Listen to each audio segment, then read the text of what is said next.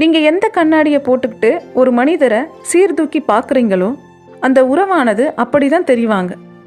ஏனென்றால் உங்கள் ஆழ்மனம் முழுக்க அந்த மனிதரை அப்படிதான்ட்டு இமேஜின் பண்ணி வச்சிருக்கு, பதிவுகளை தேக்கி வச்சிருக்கு.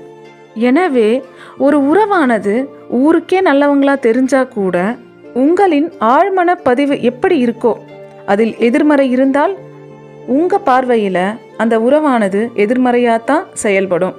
நீங்கள் கண்ணாடியை பார்த்து தலை வாரும்போது உங்கள் தலைமுடியை சரி செய்வீங்களா, அந்த கண்ணாடியில் தெரியக்கூடிய பிம்பத்தின் தலைமுடியை சரி செய்வீங்களா?